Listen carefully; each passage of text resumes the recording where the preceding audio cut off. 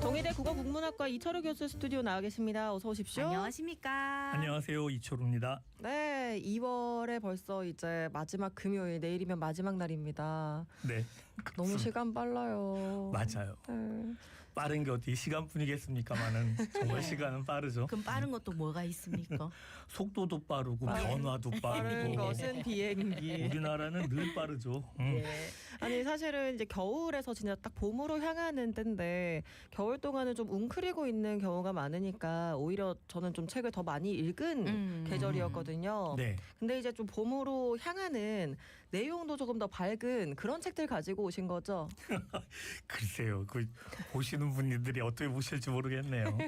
좀 다채롭습니다. 네. 예. 오늘 어떤 책 소개해 주십니까? 오늘 소개할 두 권의 책은 첫 번째는 이내옥 선생님이 쓴 안목의 성장이라는 책이고요.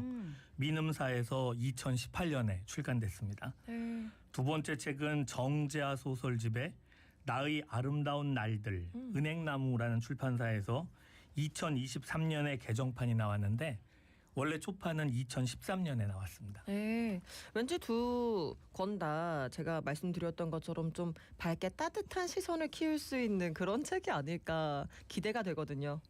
네, 사실 이 두 권의 책을 추천하게 된 이유는 첫 번째는 좀 이제 생활이 어떻게 보면 이제 궤도를 갖고 자리 잡아 갈 때 네. 우리가 갖고 있는 결심이나 또는 다짐 같은 것들이 좀 더 나아갈 수 있도록 도와줄 수 있는 책이 뭐가 있을까 뭐 이런 생각에서 골랐는데 제목에서 보듯이 하나는 안목을 기르는 이유에 대해서 한번 바라보면 어떨까 하는 거고 또 하나는 나의 아름다운 날들이라는 건 아주 작은 것들에 대한 관심, 세세함 뭐 이런 것들을 주로 다룬 소설집이더라고요. 네. 예. 그래서 그런 것들이 좀 우리가 살아가는데 유의미한 가치 같은 것들을 만들어줄 때 도움이 되지 않을까 싶어서 선정해봤습니다. 아이고 기대해 보겠습니다. 자, 먼저 안목의 성장이라는 책부터 함께 할 텐데 제목이 좀 의미심장한데 요거는 어떤 책입니까? 이 안목의 성장을 쓴 이내옥 선생님의 책은 이 책 서문에 이 책을 왜 썼는지에 대해서 아주 자세하게 이해할 수 있을 것 같아서 서문을 잠깐 읽어드리고 싶습니다. 예. 이 책에서 서문에 사람이라면 누구나 태어나 한 세상 멋있게 살기를 바란다. 아름다움은 그 멋을 포괄하는 개념으로 본시 이 우주, 자연, 세상, 인간에 모두 갖추어져 있다. 그러니 우리가 모르고 있을 뿐 우리 삶 자체도 아름답다. 지나온 길을 돌아보면 회한만 남고 앞으로 다가올 날을 바라보면 두려움만 가득한 것이 우리의 삶이다. 번뇌의 깊은 바닷속에서 진정한 깨달음이 있듯이 고통과 부조리의 일상 속에서 빛나는 아름다움을 본다면 우리의 삶 또한 빛으로 가득해지고 풍요로워질 것이다. 뭐 이런 서문의 내용이 이 책을 왜 썼는지 저자가 한마디로 말해주는 것 같아서 예. 네. 그리고 또 제가 고른 것도 사실은 이 서문을 보고 이런 책이라면 청취자분들이 굉장히 도움이 되지 않을까 하는 생각을 하게 됐다는 거죠. 이 이내옥 작가님 어떤 분이신가요? 이분은 그 전남 광주 태생으로요. 국민대학교 국사학과에서 공제 윤두서의 학문과 예술로 문학 박사학위를 받았습니다. 34년간 국립박물관에서 근무를 했고요. 네. 뭐 지역의 여러 국립박물관장을 거치고 국립중앙박물관 유물관리부장, 아시아부장을 역임했습니다. 네.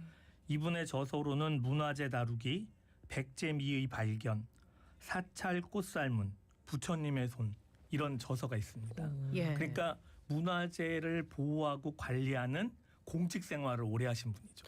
오, 안목의 성장이라는 책을 오늘 살펴볼 텐데 구성이 어떤지 책 소개 부탁드리겠습니다. 네, 이 책은 3부로 나뉘어져 있습니다.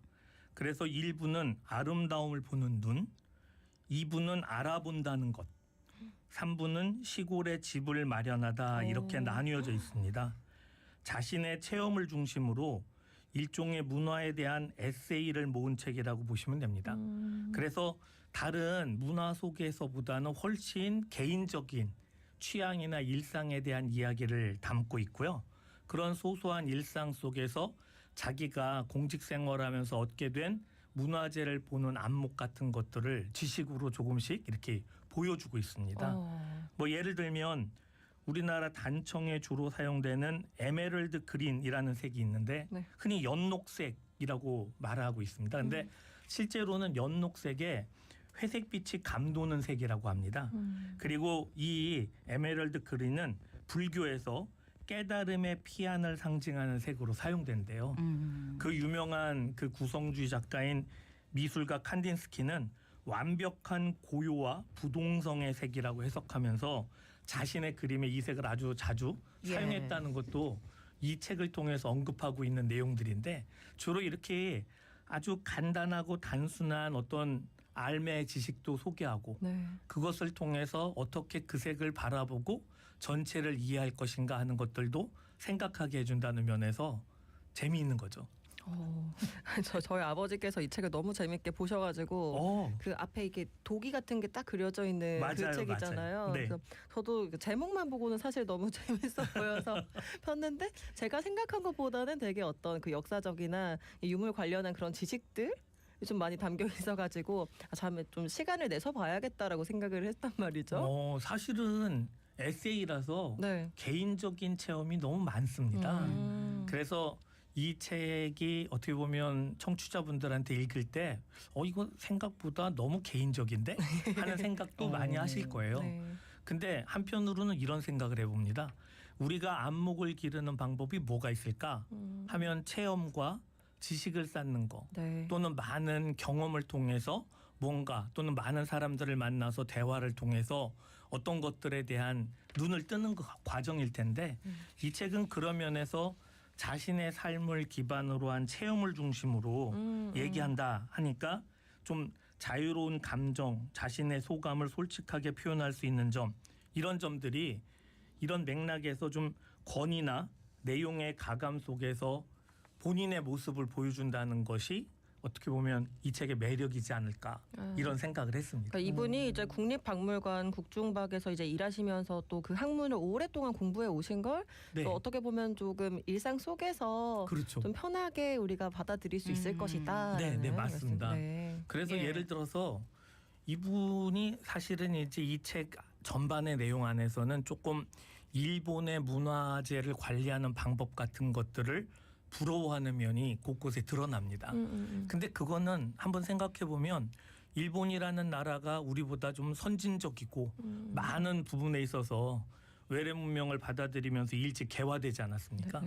그러니까 오사카에 있는 도자기 박물관을 소개하면서 고려 청자의 비취빛을 가장 자연스럽게 보여주기 위해서 그 박물관은 천장을 개방해서 자연의 채광이 도자기의 빛에 그대로 스며들게 함으로써 관람객들이 그 빛의 자연스러움을 느끼게 해준다는 것을 명시하고 예. 있습니다.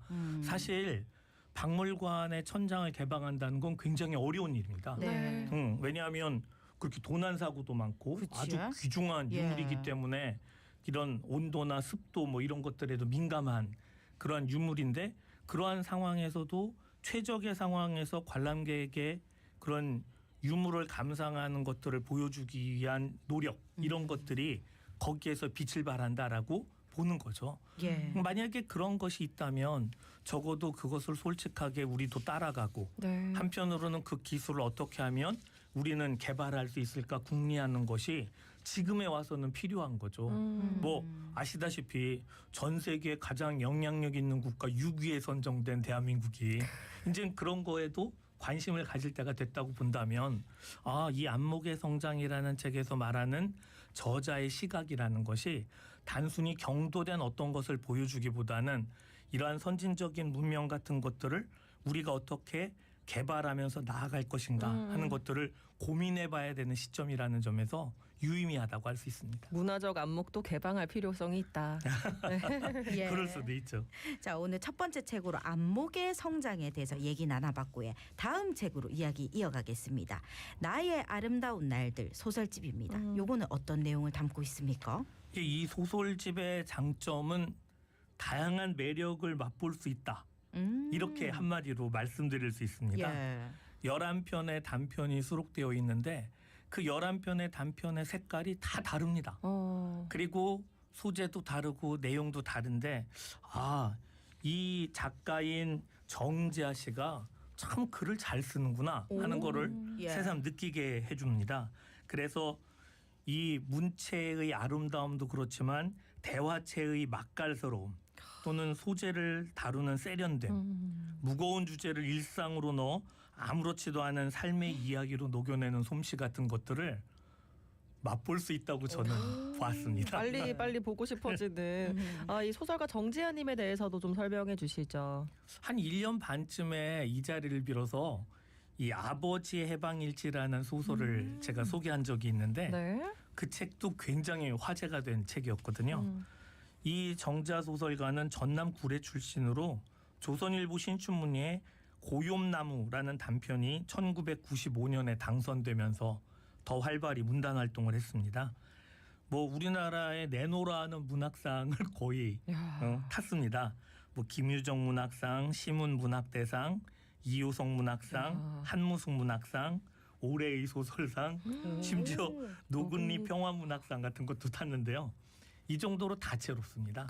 예. 그리고 그 다채로운 어떻게 보면 이력 안에서의 소재를 다루는 방식 역시 좀 흠이 있어서 좀 이 활동하는 젊은 작가 중에서는 제법 주목해야 할 작가가 아닐까 이런 생각을 해봅니다. 그럼 이 11하나의 단편도 다 좀 다양한가요? 네, 맞습니다. 이 소설집은 11편의 단편 소설을 모은 건데 주로 2008년부터 발표한 작품부터 2011년 작품까지를 편집해서 여기에 수록했습니다. 네. 그래서 이 소재를 이용하는 다양한 솜씨, 읽는 재미가 쏠쏠하다고 할 수 있고 무엇보다 저는 읽으면서 산문과 대화체를 모두 잘 구사하는 소설가네 하는 생각을 많이 했습니다. 그래서 정말 굉장히 읽을 때 그냥 한쪽으로만 쭉 가는 것이 아니라 대화도 보고 사람도 보고 소설의 문체도 감상하고 또 소재도 다루는 것을 이렇게 다루기도 하는구나 하는 것들을 발견할 수 있다는 점이 다채롭다라고 말씀드릴 수 있어요. 예, 좀 다채롭게 살펴볼 수 있다 이런 말씀이신데 좀 더 설명해 주신다면요? 2009년 이상문학상 우수상 수상작인 봄날 오후 과부셋 이런 작품이 있거든요. 예. 봄날 오후에 과부셋이 얘기하는 거죠. 한번 생각해 보세요. 재밌겠다. 봄날 오후에 나른한 봄날 오후에 예. 나이가 이제 한참 지난 네. 80에 가까운 과부셋이 한 자리에 모입니다. 이 과부셋의 이야기는 어떻게 보면 학창 시절부터 친구 사이예요. 그리고 그 친구 사이였던 그네들의 삶 속에는 세 명이 갖고 있는 엇나간 삶도 있고 과정도 있고 시기 질투 증오도 있고 그런 것들이 다 녹여져 있는데 이미 늙을 대로 늙은 상황인 거죠. 그런 서로의 애증의 시간의 흐름 그리고 저절로 만들어지는 그런 관계를 아주 밀도 높은 문장과 내용으로 형상화하고 있어요. 더군다나 이 주인공들의 이름을 식민지 시대에 그 창씨 개명돼 갖고 불렀던 이름으로 소개를 하면서 그 시대의 영향이 이제까지도 끼쳐지고 있다. 한편으로는 이들의 삶은 어쩌면 첫 단추에서 그런 것들이 잘못 꿰어져 있기 때문에 이렇게 되어 있을지도 모른다는 추론을 이 소설은 은연중에 가능하게 합니다. 실제로 소설 안에서는 그런 얘기는 하나도 없어요. 다만 소설을 좀 꼼꼼하게 읽는 청취자분이 이 소설을 읽는다면 아마 그런 것까지도 캐치할 수 있을 거라고 저는 생각합니다. 너무 그리고, 재밌는데. 그런 말년의 삶이 어떻게 그려질까 하는 것을 생각해 보신다면 굉장히 블랙 코미디 같은 그러한 흥미를 주는 소설이라고 할 수 있어요. 네, 이런 정지아 씨가 쓴 소설 얼마나 다채롭게 재밌을지 빨리 지금 구매를 해서 보고 싶어집니다. 진짜 딱 10초 정도만 새롭게 우리 봄을 맞이하는 독자들에게 한 말씀. 먼저 좀 소소한 것에 이런 것들을 발견하는 것들을 훈련해야 되지 않을까 싶습니다. 아주 작은 것에서 우리가 시작하면 어떨까. 삶의 풍성함이라는 것이 시간이 저절로 만들어지기보다는 우리가 하나하나 발견하고 찾아간다는 거.